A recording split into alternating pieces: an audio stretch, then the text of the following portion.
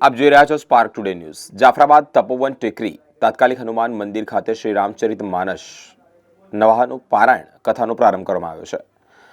જાફરાબાદના મિતિયાળા નજીક આવેલા તપોવન ટેકરી તપસ્વી આશ્રમ ખાતે જ આજે શ્રી રામચરિત માનસ નવા પારાયણ કથાનો જ્યારે વાસ્તે ગાસ્તે જ આયોજન કરવામાં આવ્યું, જેમાં અસંખ્ય ભક્તોએ પોથી યાત્રામાં પણ જોડાયા છે।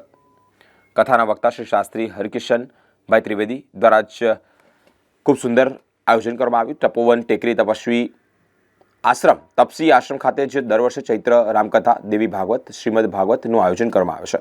તે જ રીતે આ વર્ષે પણ શ્રી રામચરિત માનસ નવા પારાયણ કથાનું આયોજન કરવામાં આવ્યું હતું। નિઃશુલ્ક ચશ્મા વિતરણ પણ કરવામાં આવ્યું, સાથે જ આયુર્વેદિક કેમ્પ, રક્તદાન કેમ્પ, નેત્રયજ્ઞ, અનેક ઉમદા કાર્યો પણ કરવામાં આવ્યા છે। અનેક ભક્તો શ્રી રામધૂન, સત્સંગ અને ભજન કીર્તન વગેરેના કાર્યક્રમોમાં જોડાયા હતા।